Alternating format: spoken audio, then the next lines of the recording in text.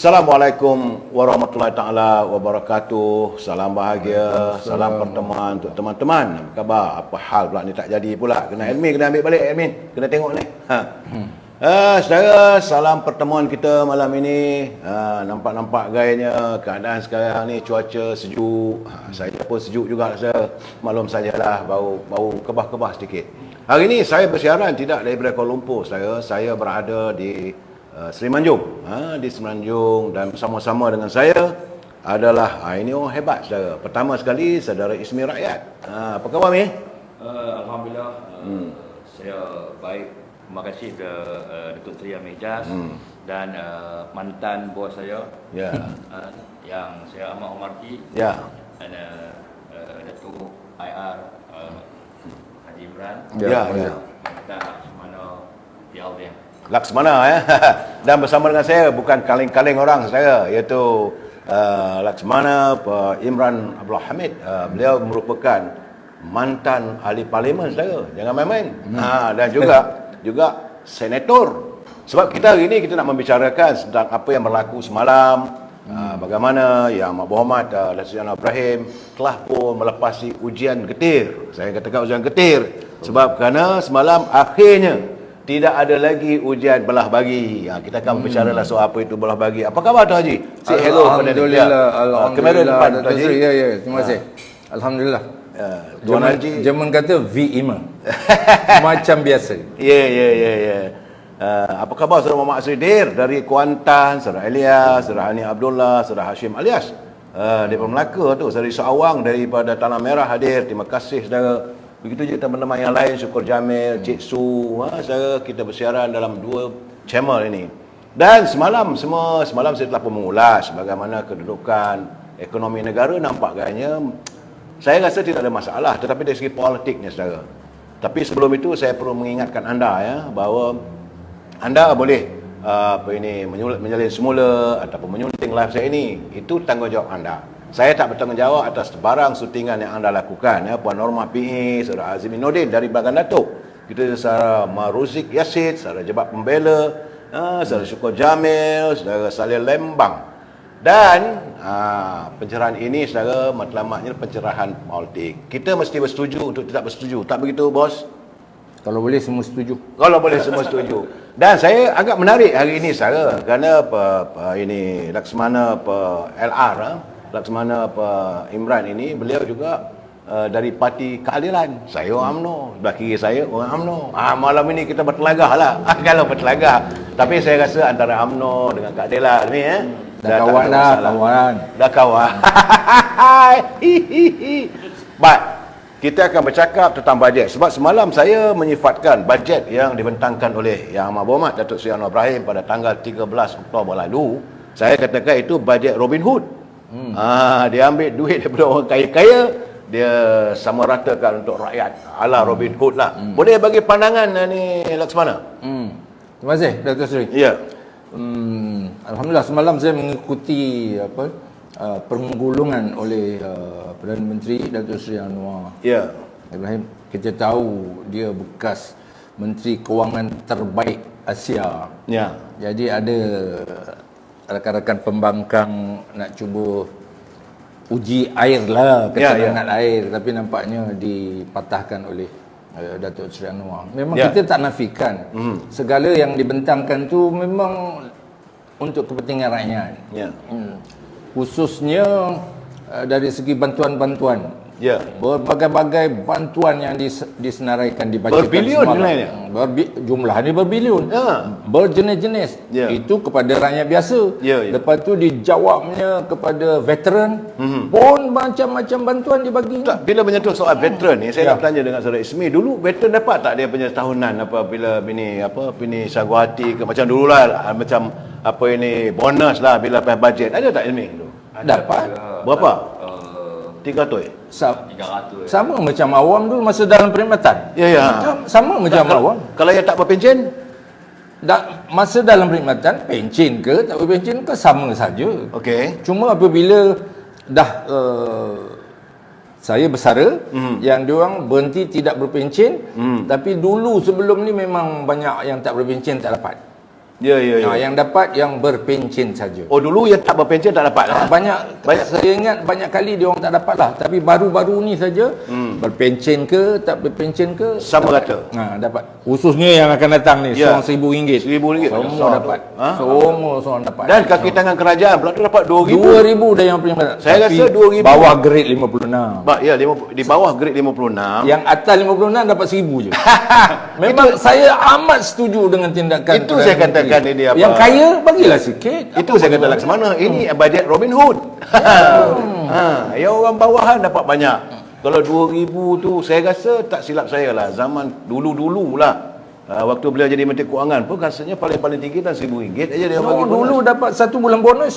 Satu Dia bulan perkenal bonus. satu bulan gaji bonus. Waktu Datuk Seri Anwar perkenalkan tahun 1990 berapa saya tengok. 97. So, memang kami dapat 1 bulan bonus. Dia yang perkenalkan. Ya, Saudara Makmur, apa khabar? Hadir di Seremban, Saudara Amran Abi. Tadi ada Saudara Muhammad Harmi. Salam untuk Saudara Esmi, Saudara Haji Laksmana, dan sahabat-sahabat semua. Saudara Hashim Atan, Umi Akisah, Doza ada tadi katanya. Ada veteran tengok? Tak, bukan. Ada dia kata, pakcik dia kata. Ada, siapa nama tak tahu macam mana tadi. Saya nampak dia terlihat tadi. Saya terpandang. Ya, Pak Cu daripada Langkap. Laju sangatlah. Ini keadaan teman-teman. Tapi tak apa-apa. Yang mana tak sempat saya santuni, saya mohon maaf, saudara. Jadi dalam keadaan bajet semalam, saya melihat sebelum tu macam-macam dia orang katakan. Ya, betul. Konon-kononnya dah cukup jomolah. Cukup jomolah. Maka kerajaan pimpinan Datuk Seri Ibrahim, kalau mereka mengatakan kerajaan jatuh, salah tu tak itu. Ini ini Laksmana. Kerajaan kena be fell down. Yang boleh pemimpin boleh. Kalau siapa nak menjatuhkan kerajaan itu dianggap treason. Sebab kerajaan ini kerajaan di bawah Seri Paduka Yang Berhormat dan Pertahanan Agong. Itu yang sebenarnya. Tak itu. Betul. So jadi sekarang ni bila mereka mengatakan daripada mula-mula dulu tu pilihan raya kecil, PRK mana ke dulu mula tu jatuh katanya, tak jadi juga. Lepas tu bulan Ogos, bulan 6 negeri tak juga jadi, benar bulan Ogos, ujung bulan Ogos, awal Ogos, pertengah Ogos, ujung Ogos, dan akhirnya sekali bajet. Memanglah boleh tak ini pengalaman untuk pengetahuan saudara, Laksmana Imran dia pernah menjadi ahli parlimen pada tahun 2013 hingga 2018. Ahli Parlimen Lumut. Kawasan ni yang Kalahkan Kong Chow Ha. mengalahkan Kong Chow Ha, menteri masa tu. Menteri Kewangan. Jangan main-main. Menteri Pengangkutan. Dia menteri waktu tu, dan waktu tu beliau bertanding atas tiket keadilan. Betul. Tak, saya UMNO cuba mempertahankan. Itu pertahankan Kocok. Kita pertahankan Kong Chow Ha waktu itu. Tapi sekarang ni kita dah sama, dah kawan. Tapi ada cerita tu. Ada cerita Macam mana boleh menang kan? Ya. Bagaimana ada usaha-usaha nak bawa lari kertas undi. 77,000 kertas undi nak bawa lari hari Khamis. Sampai sekarang saya pun tak tahu apa niat dan tujuan untuk bawa lari. yang belum mengundi diguna tu. Banyak juga. Ia menang berapa ribu majoriti? 8168. 8168. Jangan ambil nombor tu, nombor tempoh ekor sudah saya ya. Kereta saya 8168. Dan kemudian selepas itu beliau sekarang ni saat ini adalah presiden kepada Persatuan Veteran TLDM. Ini betul presiden yang betul. Sudah jadi ahli belum? ada ini. Saya sebenarnya belah kanan Laksmana, belah kiri komando-komando daripada TLDM. Jadi saya hari ni rasa gagah sikit lah. Mantan veteran. Dia veteran dia. Tambah lagi saya berada di Lumut, kawasan base-nya itu pusat TLDM. Negara kita letaknya di Lumut. Jadi rasa semangat lah. Dan baru tu juga sekarang ni presiden bukanlah presiden yang nak minta projek, nak minta bajet daripada kerajaan untuk bayar sedekah. Untuk sedekah apa macam mana mintaannya tu? Kita hampir berdikari lah kononnya. Tapi kena minta tolong PM juga sikit. Pasal kita ada insentif untuk ahli ni masuk universiti bagi, masuk hospital bagi, pergi haji bagi, meninggal bagi. Banyaklah ada 6 insentif untuk sebagai ahli PVT parlimen tu ada insentif yang boleh digunakan. No, sebagai presiden Persatuan Veteran DN. Persatuan Veteran. Jadi ahli. Pasal ahli kami ramai, pasal ada 6 insentif tu. Dan saya masih lagi manggil Yang Berhormat. Yang Berhormat, Yang Berkhidmat, Yang Bersara. YB lah. YB kan, Yang Bersara YB kan, YB. Laksmana. Saya juga, beliau merupakan bekas senator. Dan selalunya jangan lupa ya, bahawa semalam bajet secara dasarnya telah diluluskan sebulat suara. Saya katakan sebulat suara. Mental, saya setuju dengan sebulat suara. Sebulat suara sebab apabila speaker bila speaker tanya ahli-ahli Yang Berhormat ada pun masalah di hadapan kita ini tentang bajet ini, ada yang setuju kata setuju, semua kata setuju. Kemudian yang tak setuju boleh kata tak ada lah. tak ada. Kan? Jadi sebab saya katakan sebulat suara. Jadi bila dalam keadaan begitu, selepas ini akan masuk peringkat parlimen akan bersidang melalui kementerian. Ini lagi sedap jugalah kali ini. Banyaklah menteri-menteri yang kena berlasah apa semua. Kalau ahli parlimen itu berfungsi sebagai ahli parlimen. Tapi kalau ahli parlimen tu mengarut bersembang cerita di peringkat kementerian pun kena berhati-hati. Pasal masa saya dulu kita nak cuba perangkap satu kementerian tu, kita ambush supaya tak lulus kementerian tu. Tapi masa tu speaker main politik sikit, dia tangguhkan, dia kata sampai 2:30 pagi. Masa tu tak yang 2:30 pagi tu Syamuddin Poka kot. Poka lah. Pasal Poka tu kami buat rekod ada 43 orang yang tunggu sampai 4:30 pagi. Menang pun satu undi saja. Satu undi. Saya lupa lah menang. Satu undi. Saya ada kat parlimen dulu. Saya memang kami 43 orang tu buat rekod lah duduk sampai 4:30. Jadi berarti mulai hari Isnin nanti ya YB kementerian maka akan dibuat melalui kementerian demi kementerian. So lepas dibahaskan satu kementerian itu mau diluluskan. Tak begitu. Kalau ada ambush, maka kalau ditolak macam mana keadaannya? Kementerian tu tak boleh berbelanja lah. Tak lulus lah dia punya. Bukan semua. Keseluruhan dah lulus. Tapi kementerian tu nanti kalau tak dapat majority, maknanya dia kementerian tu gagal, tak boleh berbelanja. Tak boleh menggunakan wang perbelanjaan lah. Ya, pasal tak lulus. Kena ada revise lah. Kena revise ke apa? Saya tak ada pengalaman lah revise ke apa, tapi hampir dia tak lulus, tapi masih lulus. Seandainya tak lulus macam mana? Itu pada pandangan saya tak lulus kena bentang semula kot. Bentang semula. Tapi saya tak ada pengalaman. Tapi tidaklah jatuh kerajaan kerajaan dah memang kuat, mana boleh jatuh. Nak jatuh tunggulah PRU 16. Ini yang cakap April, Mei, Jun, semua karut. Mengarut lah ni. Dia tak ada kerja lain apa ke nak tukar kerajaan tu kan. Dia bodoh-bodohkannya rakyat ke. Macam mana secara rasmi? Soal yang orang kata kerajaan akan jatuh bulan 8, bulan 9, bulan 10, bulan 11, kalau masuk bulan 11. Itu bagi saya lah retorik lah, bertujuan untuk menggoncang ekonomi negara, menakut-nakutkan pelabur dan cuba mencetuskan keadaan huru hara dalam negara kita. Artinya mereka cuba mewujudkan suasana yang tidak stabil dari segi politiknya. Dan kita mengharapkan kestabilan politik. Kalau politik itu stabil, maka rakyat itu senang. Tapi kalau politik tak stabil, rakyat pun susah sama. Bila pelabur tak datang apa semua. Dan hari ini nampak gayanya kedudukan kewangan kita sudah pun nampak alhamdulillah. Sudah mula kita exchange rate kita dengan US dollar pun tapi kita akan masuk sekejap lagi bab ini Palestin. Kita akan masuk juga sebab saya YB Imran, Laksmana Imran ni adalah antara pejuang-pejuang yang begitu vokal dalam menyuarakan persoalan penentangan atas kekejaman Zionis terhadap warga Palestin. Itu beliau. Tapi kita akan bercakap tentang bajet dulu. Dan saya melihat semalam bajet dan pembentangan yang dilakukan oleh Datuk Seri Anwar Ibrahim, saya lihat banyaklah perkara-perkara yang disinggul oleh beliau, tetapi sebagaimana saya katakan bahawa bajet ini bajet Robin Hood apabila banyak sangat untuk rakyat. Sehingga kan ada pihak mengatakan boleh ke? Ada cukup ke duit? Jadi YB Imran bekas ahli parlimen boleh ulas sikitlah sebab you akan kalau saudara berada di parlimen tentulah saudara juga akan mengutarakan persoalan yang sama. Ataupun bagaimana mengikut pengalamannya? Pengalaman saya berbeza dengan bajet yang pernah dibentangkan sekarang ini. Masa pendekatan dia memang tak seperti dalam buku-buku anggaran belanjaan sebelum ni. Sebelum ni maksudnya? Pasal yang dikatakan bajet Robin Hood ni, dia bukan Robin Hood macam Robin Hood zaman British. Robin Hood ini dia resah. Kaedah-kaedah tu macam cukai dikenakan kepada orang maha kaya. Bila cakap maha ni dipertikaikan oleh mahasiswa boleh, maha guru boleh, mahathir boleh. Tapi memang saya kata Datuk Seri Anwar ni dia memang bijak dalam mengolah penggunaan pendapatan negara, kedudukan kewangan. Bayangkan, kita dah rasakan kutipan daripada 1MDB juga nanti, bila kita dapat balik, itu merupakan pendapatan yang boleh dibelanjakan.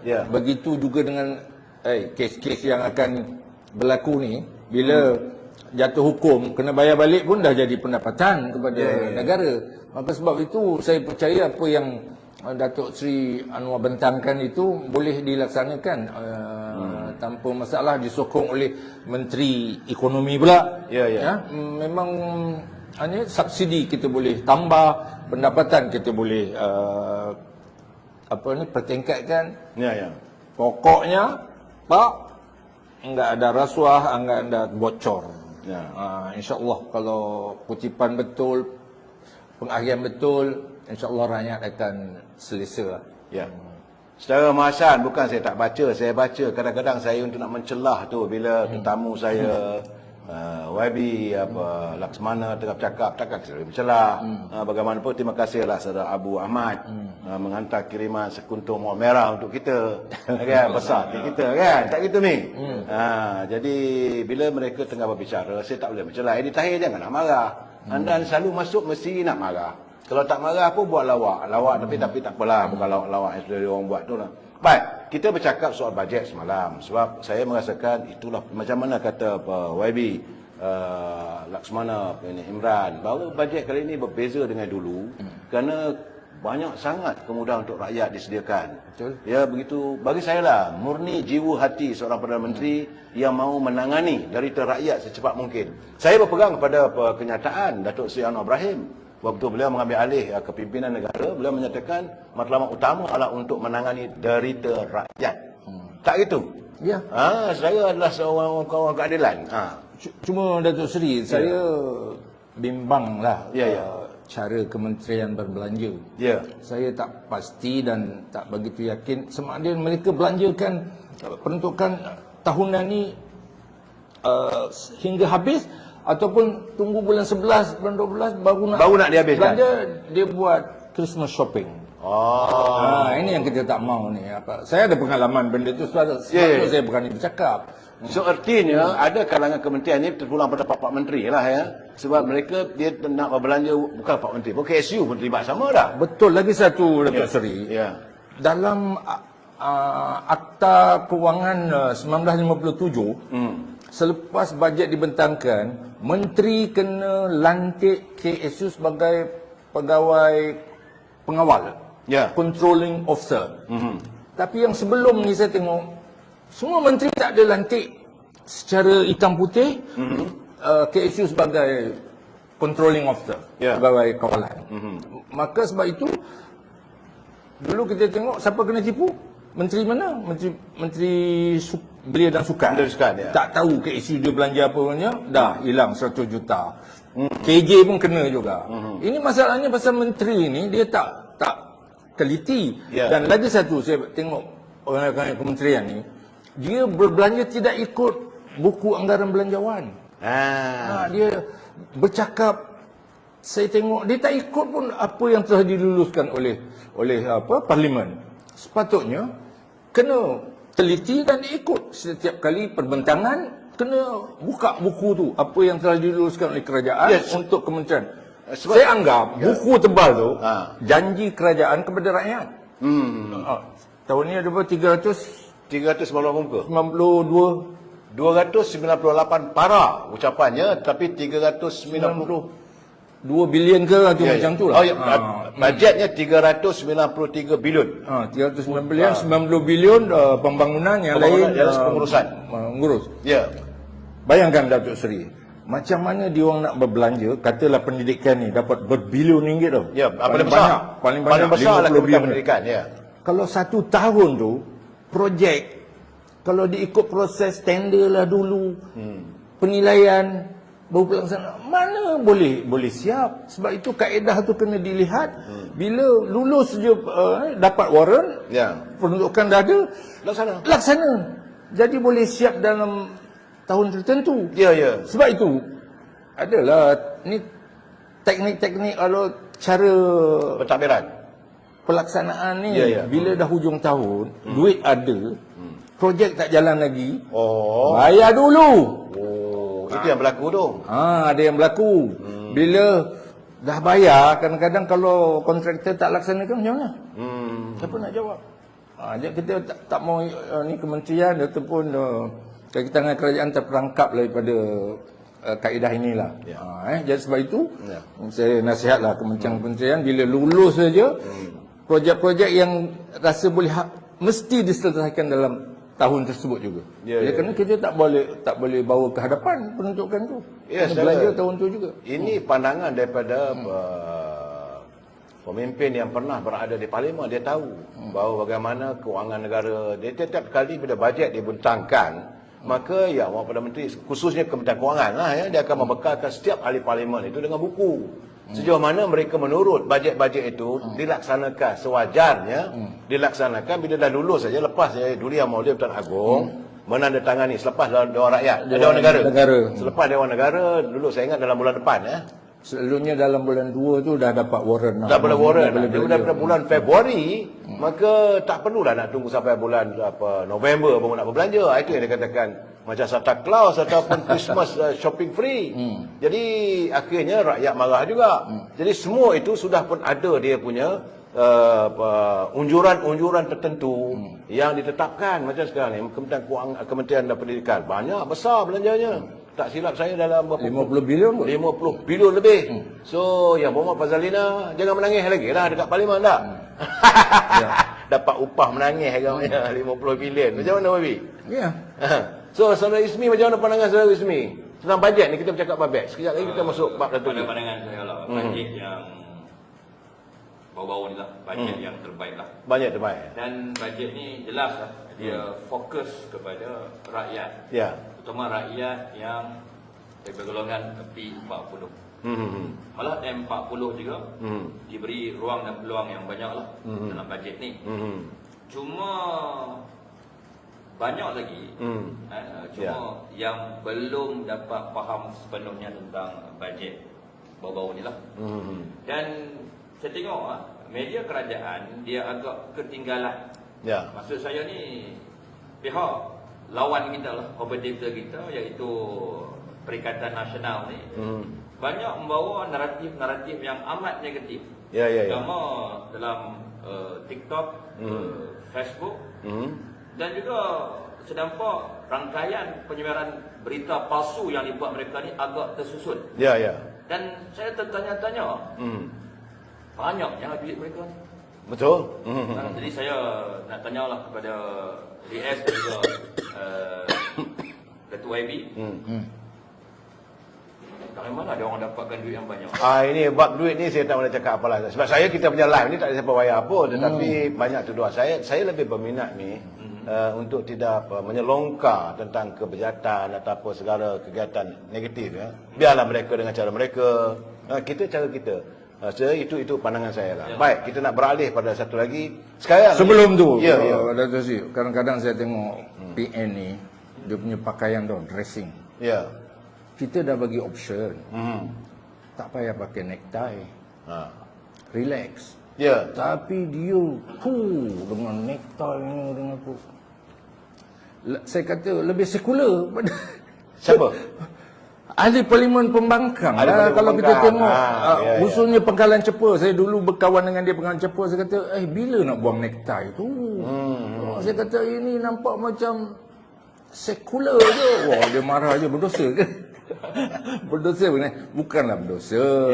Tapi kan kita kata Parti Islam Semalaysia, longgarlah sikit kalau belah kerajaan boleh buang necktie, boleh relax. Betul. Kita dengan necktie macam angkuh sangat, sombong sangat. Lepas tu bila berbahas satu cerita lagi. Bila dia bahaskan pasal siapa ni yang Ipoh tu yang cakap wa ati Allah wa ati Rasul, Hawad. Oh, Hawad Lee. Hawad Lee. Saya ajar dia wa makaru wa makarullah wallahu khairul makirin. Dia boleh cakap. faham, boleh, lancar tak ada dia bahasa masalah, Melayu. tak ada masalah. Tapi pasal dipolitikkan jadi isu.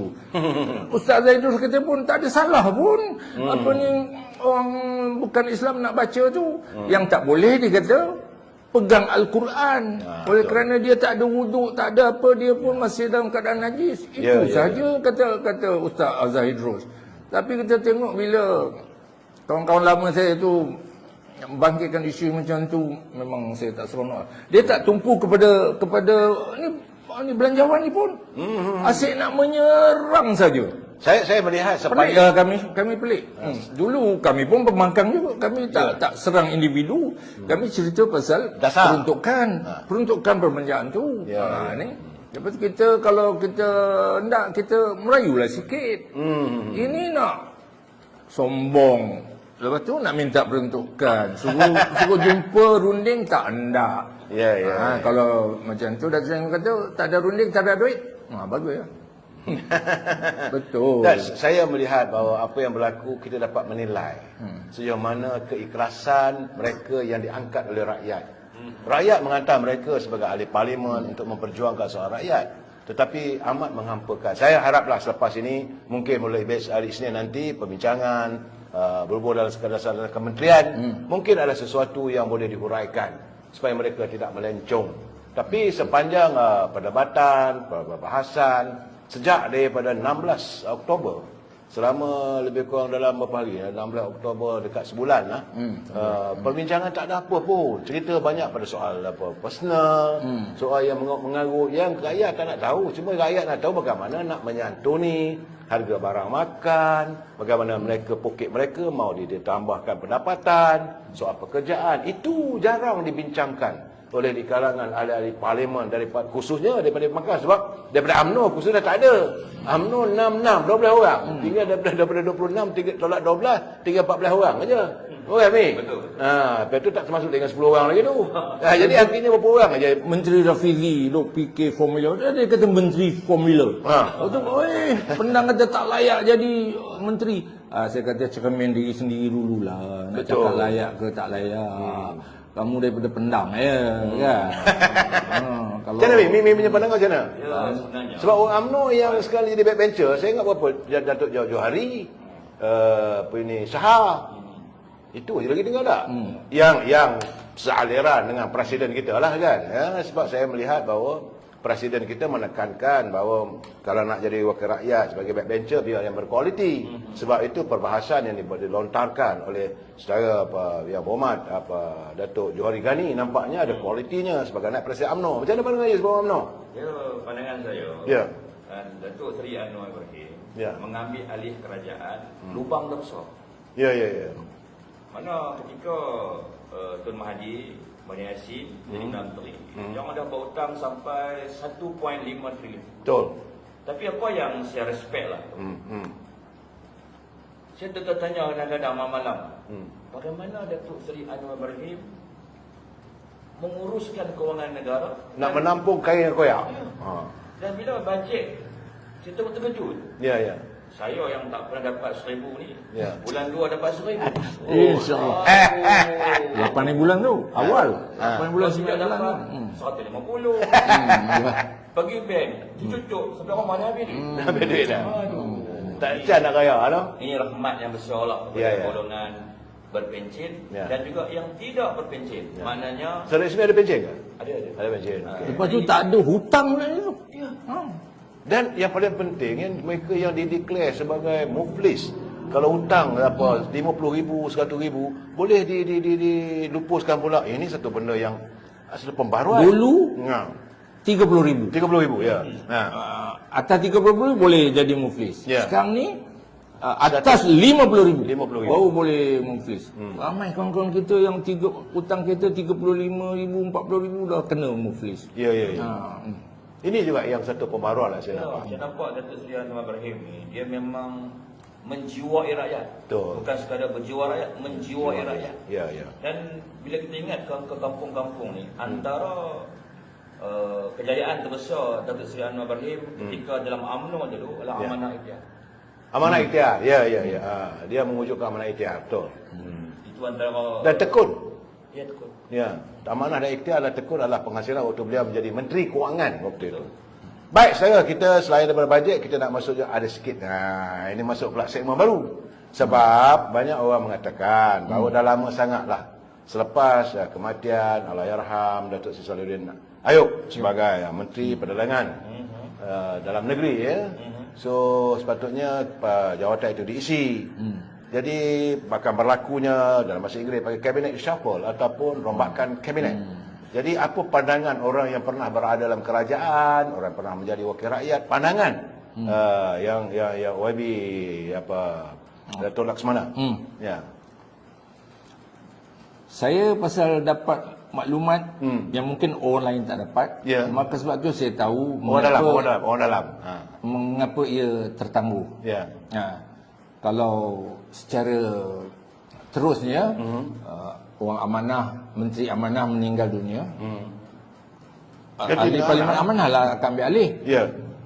Ambil alih menteri, kemudian ambil alih timbalan. Memang mula-mula kita dengar YB Adli, Timbalan Menteri Pertahanan akan ambil alih, lepas tu orang lain akan ambil alih Timbalan Menteri Pertahanan. Tapi itu tidak berlaku oleh kerana ada satu keperluan yang perlu dipertimbangkan oleh Perdana Menteri. Apa dia? Itu saya tak boleh cakap. Saya tak boleh dedahkan di sini. Oleh kerana saya pun tak pasti betul ke tidak. Tapi bila berlaku kelewatan macam ni, ada kemungkinannya adalah betul. Tak, mungkin saya mungkin ada sedikit berbeza pandangan dengan Wabi. Sebab saya merasakan macam mana nak buat kabinet. Kerana bajet belum diluluskan lagi. Menyangkuti soal kementerian dan sebagainya. Belum selesai lagi soal bajet.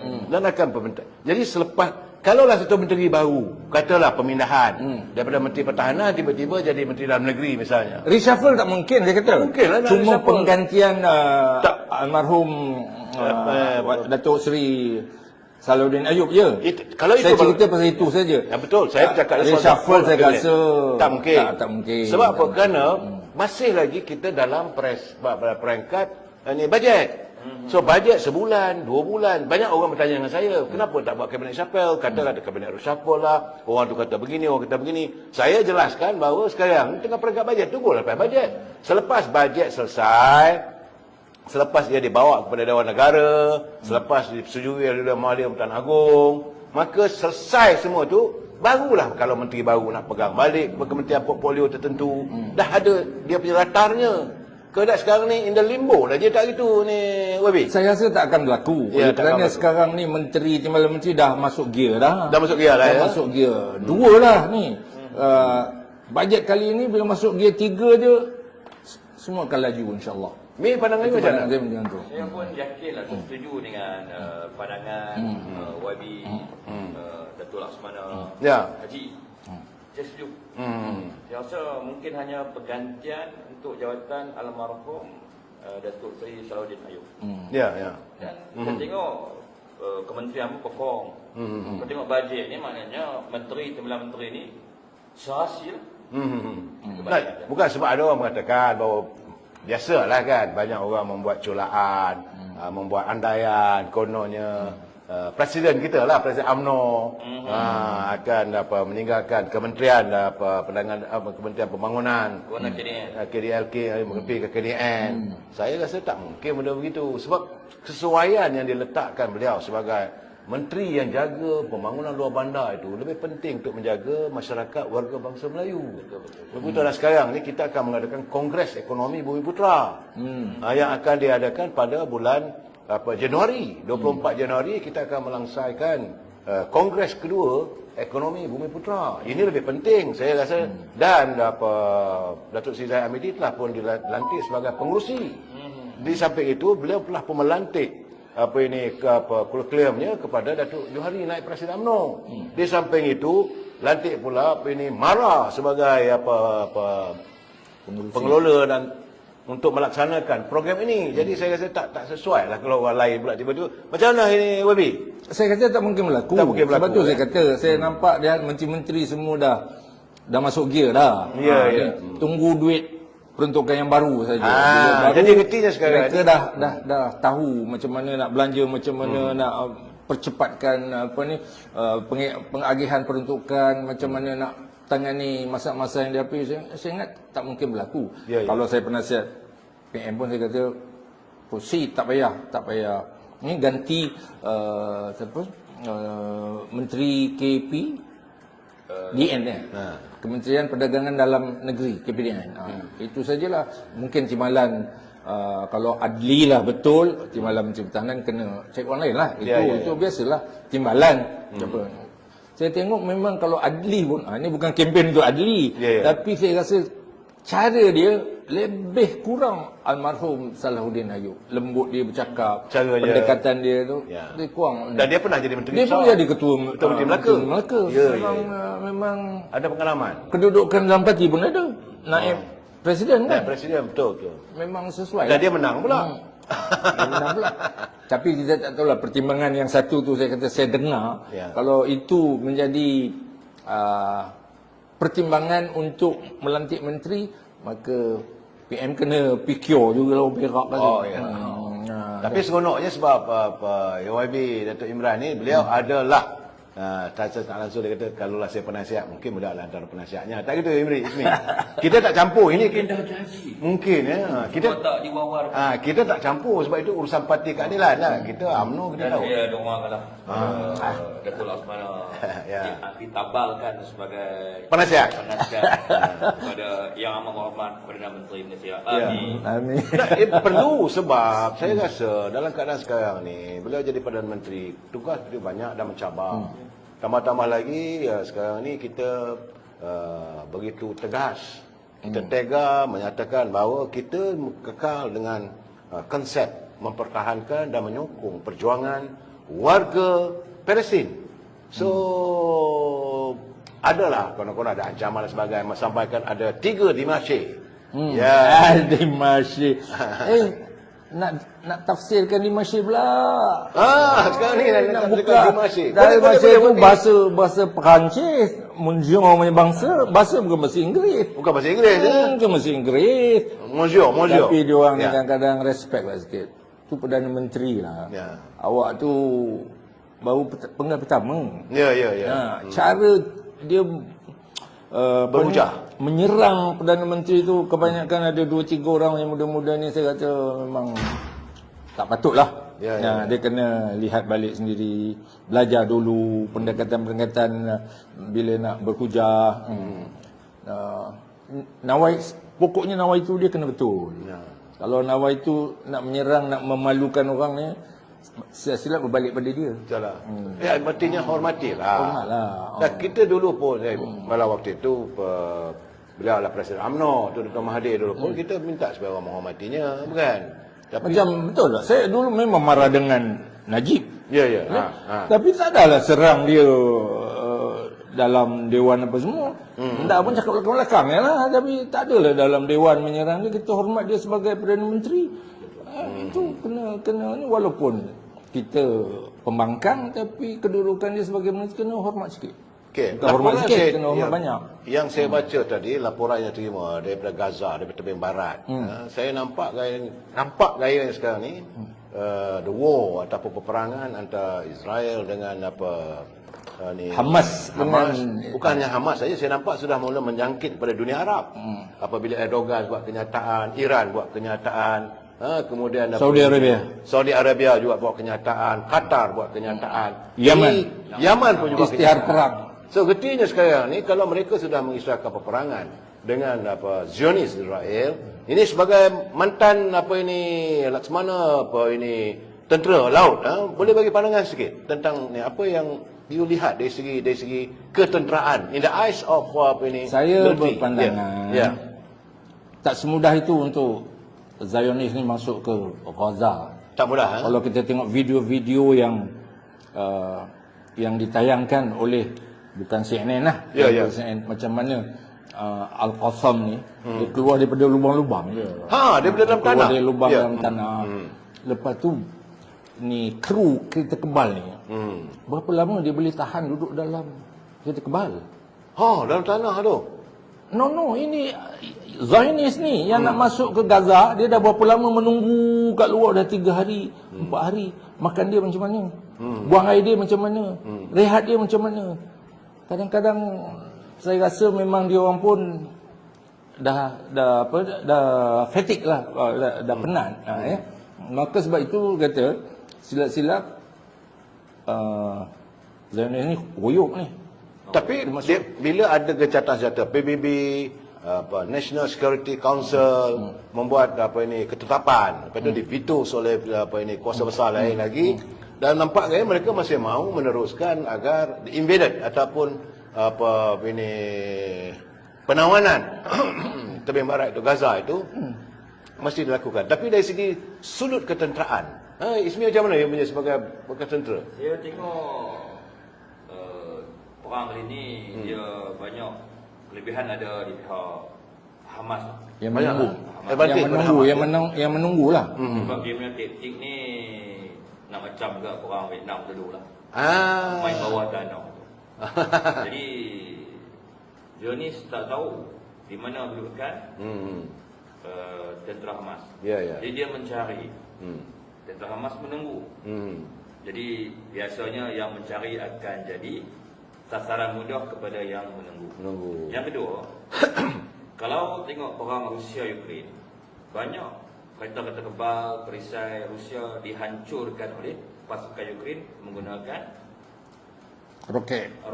Anti tank kan. Mana saya tengok hari ini penggunaan kereta kebal ni orang kata dah tak sesuai lagi di zaman perang moden lah. Bisa nampak dekat YouTube tadi banyak kereta kebal utama Mekawa Zionis diletupkan oleh pasukan jihad Hamas. Tentera Qasim Saya rasa dah kat seminggu lah dia orang masih gagal lah masuk ke Gaza. Kalau saya lihat macam perang di Vietnam, akhirnya suka tak suka mereka berundur. Kerana dia pun tak menjangka bagaimana dia memasuki peperangan guerrilla war. Kan? Masa itu di Vietnam correct me Abang Rom. Dia guerrilla, dia masuk tengok hutan. Dia masuk hutan, mana dia pandai. Mana dia tahu dia berperang kalau menggunakan jet dia tahulah, tapi masuk hutan tewas. So sekarang ni pula berlaku di macam ini Desert Storm dulu. Kalau Wabi Datuk ingat macam mana mereka cuba menggempur tentera di Iraq. Desert Storm, kau ingat peristiwa Desert Storm dia sama-sama di medan peperangan. Berbeza ini dia nak masuk kawasan berpendudukan. Hamas dah duduk dalam tu. Bertapak dalam tu, makan, minum apa semua dalam tu, dia boleh bertahan lebih seminggu, 2 minggu, 3 minggu. Tapi kalau duduk dalam kereta kebal ni, berapa lama boleh tahan? Sebab itu Danny Yatum, former head of the Mossad, dia tulis dalam artikel, dia kata, dia tengok kapal ni 170 juta US dollar harganya. Boleh diletupkan dengan RPG. Saya lupa nama RPG, short form RPG yang ditembak oleh lepas tu dia tengok meletupnya macam ada hantu tolong ni, dia kata. Dia tulis ni. Dia kata tak lama lagi dia kata state of Israel is definitely approaching. Apa dia kata? End of the state of Israel is definitely approaching. So ketika ini pandangan daripada former head of Mossad. Bukan main-main tu. Dia tengok benda ni. Ni yang keluar daripada apa? Ni keluar daripada lubang-lubang Macam dia boleh panjat dekat kereta kebal ni. Ini saya rasa kereta kebal ni dah ditinggal tau, dah kosong. Dia orang dah lari dah. Sebab itu dia orang dapat tangkap 320 orang tawanan. Dan saya melihat bahawa apa yang berlaku di Gaza tu ada sedikit seperti bagaimana berlaku di Kabul. Akhirnya tentera Rusia pun lari dan tapukang. Mula-mula Kabul ditawan, dia panjat kereta kebal. Ya tentera Qassam lah ni. Al-Qassam. Ni keluar daripada lubang. Nampak? Dia keluar dia lubang-lubang ya. Mundur dari wilayahnya. Daripada lubang bawah tanah. Itu yang baik. Si bekas ketua Mossad tu kata, dia kata ni Al-Qassam ni macam ada radar. Ada satelit tau. Ada satelit boleh plan, boleh nampak bila masa nak keluar. Orang dia tahu. Yalah, tapi itu dari segi tenteraan. Cuma yang kita bersimpati warga Palestin lah. Sampai 8,000 lebih yang terkorban, anak-anak tak berdosa. Pada saya memanglah kita nampak tu, saya kata dia orang syahid. Ya, tu. Lagipun kalau kita fikir-fikir daripada hidup macam ni baik mati. Keadaan macam tu, api tak ada, listrik tak ada, makan susah, baik mati kita pada pandangan saya lah. Tapi bukanlah kita nak mati, tapi bila diserang dah tak ada tempat nak berlindung, innalillah lah kita. Itu yang dapat keluarkan di bawah ni timbunan bangunan runtuh tu tak ada berapa banyak. Laporan ada 9,000. Tak boleh terusan. Tak, memanglah kita melihat ini, saya katakan ini kekejaman Zionis. Tapi YB Datuk dia melihat dari segi bos. Dua-dua ni melihat dari kacamata ketenteraan. Dan yang agak menghairankan macam kata Laksmana, bagaimana tentera-tentera Zionis walaupun Amerika telah mengeluarkan 14.4 bilion US dollar. 14.2 bilion bantu untuk serang Gaza, untuk membantu Israel. Okay? Masuk ke Gaza. Tapi rasanya macam buang duit ke longkang. Jangan nampak kalau begitu keadaannya. Saya merasakanlah bahawa kalau tentera-tentera Qassam yang timbul daripada bumi tiba-tiba saja seumpamakan peperangan Khandaq lah. Tapi tengok Hezbollah dan tentera Hezbollah dah tembak lah. Dalam hati saya, wah, kamu nak haru birukan Gaza, lepas tu kamu nak duduk senang lenang di Tel Aviv dan bandar-bandar lain. Itu pun mesti kita kena kacau. Tu dia orang tembak perlukupan tu. Daripada Yaman pun sampai ke Tel Aviv dan tidak mampu untuk ditangkis. Itu menghairankan kita. Kalau ikut berita ni, salah satu tempat simpanan minyak pun dah kena. Dah kena dah. Tu. Tadi kilang kimia dia kena. Dia kena dengan Houthi punya misil. Kita tidak mau bersorak atas kemampuan itu, tapi saya melihat bahawa sebagaimana yang dinyatakan oleh YB Datuk Imran tadi, bahawa mereka timbul daripada tanah, itu yang menghairankan. Ini pengalaman Panglima macam cakap ni saya. Laksmana dia hairan macam dalam laut tiba-tiba muncul. Macam ulat tau, dia main tarik satu-satu naik atas, bawa roket tembak. Melancar. Dia buat pelancar. Kalau kita tengok video ni, memang kereta kebal tu dah tak bergerak dah. Kata orang putih apa, sitting duck. IDF dia memang rasanya dia budak-budak dia dah lari, dah tak tahan. Kalau dah strategi tu, saya minta Hamas terus bertahan. Dia orang datang tapi dia tak boleh masuk. Duduk dalam kereta kebal sampai berapa lama kau boleh tahan. Cukup hari ya. Kan perut sakit lah, makan tak cukup lah, tak mandi lah, apalah, duduk berkubang dalam tu. Kita bercakap silap minyak habis. Kita bercakap sikit tentang Palestin di Gaza tu, kerana sebab dua-dua ni bekas tentera, mereka lebih mengetahui. Kita cakap sembang-sembang lah ya, macam strategi kita memang dapat daripada Hamas lah. Jadi Israel tersepit. Biasanya yang menunggu ada kelebihan sama macam Amerika masuk ke Vietnam itu hari dia tunggu je. Padang orang lain dia cuba masuk dekat MT-80. Saya kata apa nak banggakan Amerika, dia kalah tau dekat no lesson learned. Boleh kita belajar daripada Amerika, kalah. Even dengan Al-Qaeda pun kalah. Di Kabul. Dengan Taliban pun kalau Taliban lari lantang pukang Rusia, kemudian dia masuk. Tapi jahatnya dia orang, dia perang kat luar daripada Amerika. Dia kacau negara-negara Iraq, huru hara habis. Gaddafi habis. Semua kat luar je. Dekat New York, dekat Washington, dekat mana-mana lain cuma dia. Jadi artinya mereka bahagia mengganggu luar negara-negara yang membantu. Sebab itu dia hantar aircraft carrier dia pun sampai ke luar. Itu cara itulah dia di Aceh lah tu. Di Aceh. Itu kan macam ugutan juga. kau tukar sokongan kau daripada Hamas pergi sokong Zionis.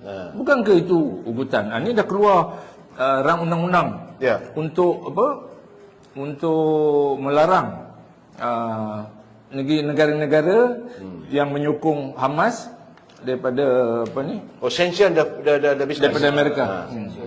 Amerika. Begitulah keadaan secara dunia yang masih lagi berselaru. Kita balik ke negara kita sekarang ni. Saya ingin bertanya pada saudara Ismi, bagaimana kedudukan UMNO masa depan UMNO? Sekarang ni apabila Yang Amat Berhormat Presiden UMNO, saya nampak sudah pun habis stable lagi sekarang ni, dan parasit dalam UMNO sudah pun mula terhakis dan terkikis. Jadi boleh saudara Ismi bagi pandangan? Okey. Sebelum ni kita bersama dengan Perikatan Nasional. Kedudukan UMNO pada waktu itu kita bertahan. Jadi sekarang bila kita bersama dengan Pakatan Harapan, kita dalam proses pemulihan.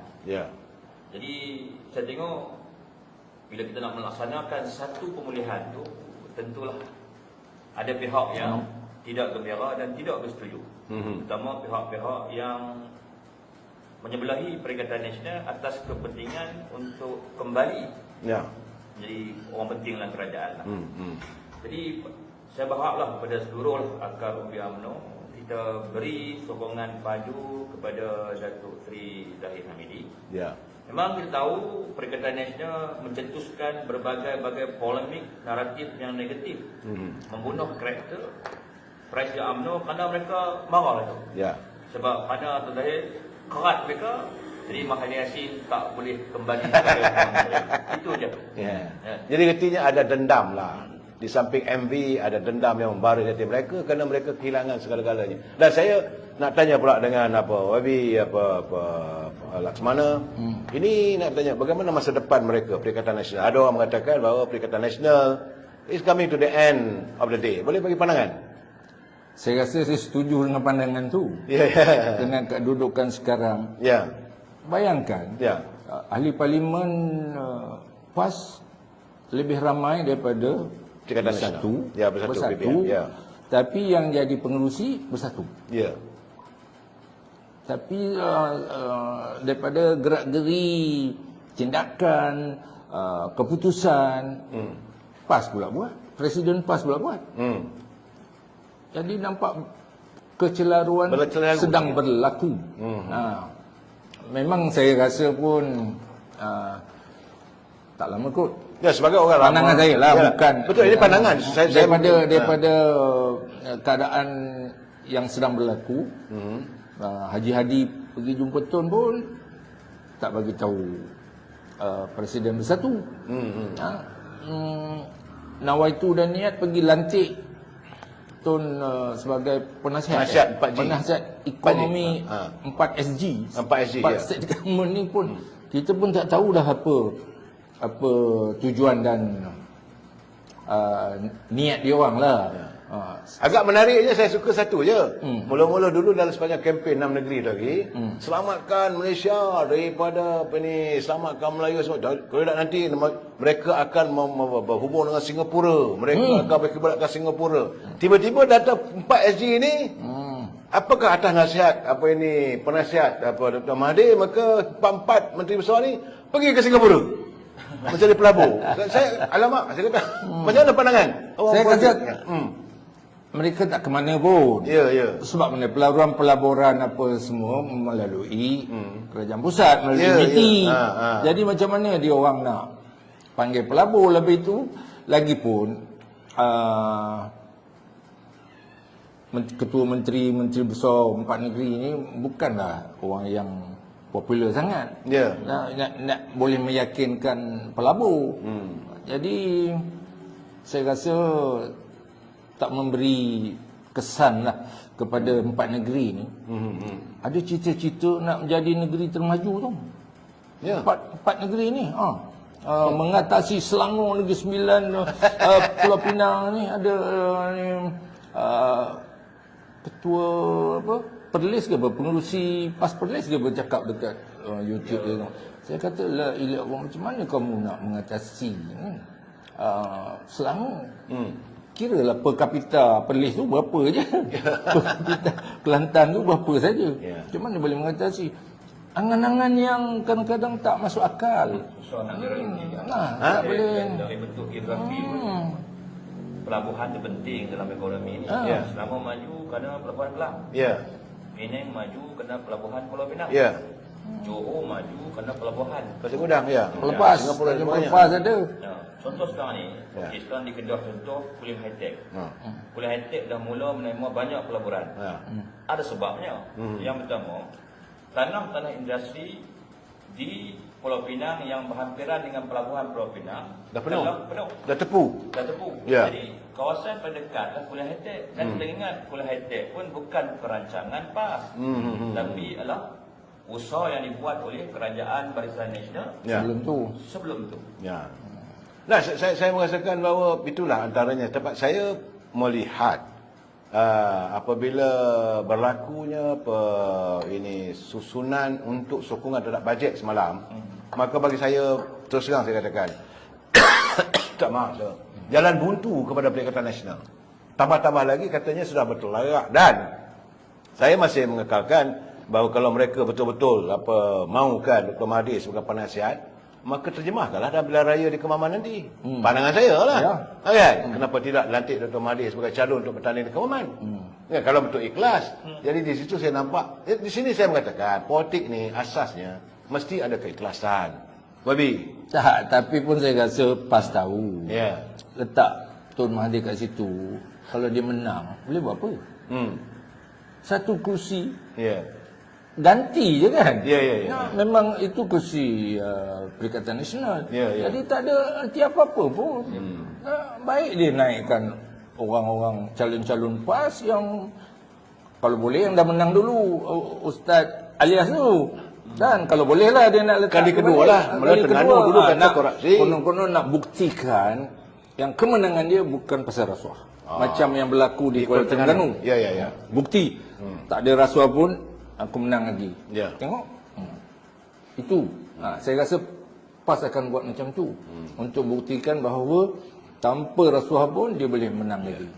Yalah, tapi bagi saya parti mereka cara mereka lah. Kita yang sekarang ni yang paling penting, kita harus mengadun dan menyantuni antara UMNO dengan keadilan. Saya lihat sekarang ni hubungannya semakin akrab.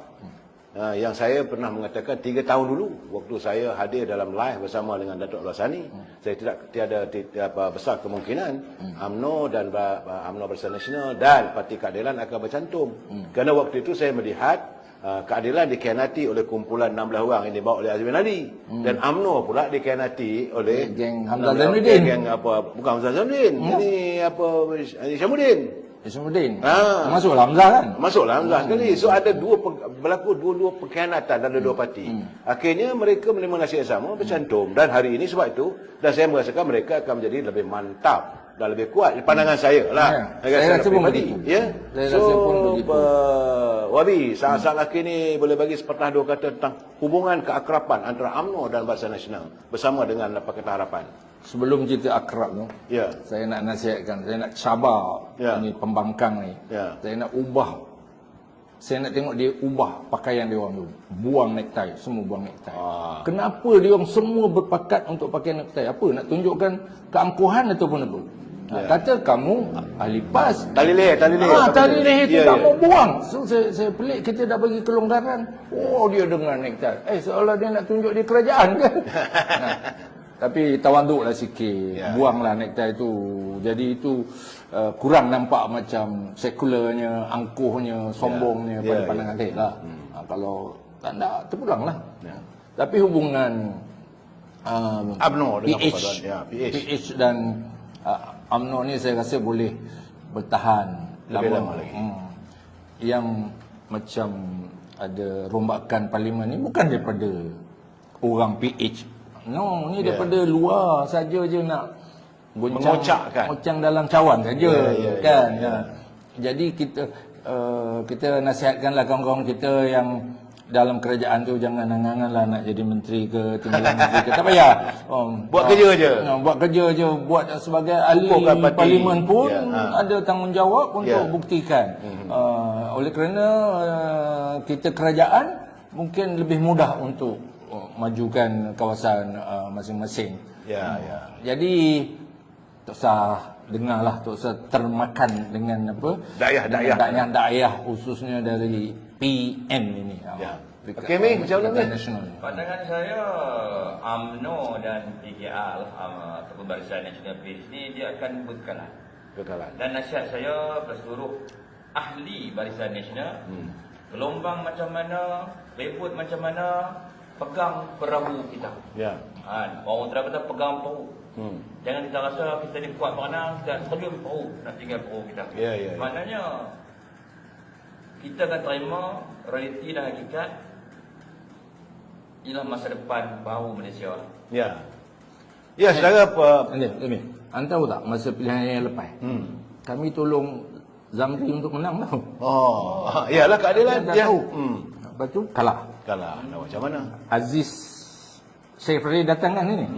Dia jumpa cerita, dia datang rumah. Karena saya menjumpa dia. Cuma cerita lah. Lepas tu saya bagi nama orang kalau nak bantu. Ini saya bagi.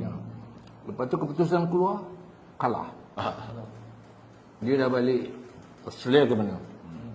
Tengok-tengok lantik jadi menteri pula. Menteri luar. Saya telefon dia, Datuk, ini kita ni semua kalah tapi jadi menteri pula tu. Jadi kerajaan. Dia ketawa. Kak, I owe you one dinner. Sampai sekarang dia hutang saya satu dinner, Datuk Aziz Syekh. Menteri luar negeri. Bukan ini, dia punya taiko ke Aziz Syafadil. Aziz Syafadil. Aziz Syafadil datang sini. Membantu. Lepas tu dia beli kopi kami banyak-banyak dia. Kopi veteran. Kan? Begitulah saudara, asam garam politik ni masa berjalan begitu pantas bila kita bercakap soal politik. Saudara, kita bercakap soal luar, soal bajet. Saya mengucapkan jutaan terima kasih kepada yang bahagia Laksamana YB, Laksamana Datuk Amran Hamid. Tak main golf dah ya sekarang ni. Dah gantung dah ya. 2 kali Navy champion. 2 kali Navy champion dulu gantung. Dulu antara partner saya kalau main golf ni selalu kena kunyah ajalah. Saya ni ayamnya. Mi begitu keadaan ni ya. So lama tak pergi Kuala Lumpur dan datanglah Kuala Lumpur. Setelah besok insya-Allah saya akan bersiaran dengan satu orang lagi. Lagi seronok, iaitu daripada Parti Amanah. Antara pimpinan Amanah, sahabat kelas satu sekolah dengan saya. Dulu ahli Dewan Undangan Negeri kawasan Panjang. Saya panggil dia Cikgu Yahya. InsyaAllah jika diizinkan oleh Allah SWT, malam besok kita bersiaran di rumah yang bahagia sahabat saya Cikgu Yahya Haji Makno. Jumpa lagi. Wabillahi taufiq wal hidayah. Assalamualaikum warahmatullahi taala wabarakatuh. Waalaikumsalam warahmatullahi wabarakatuh.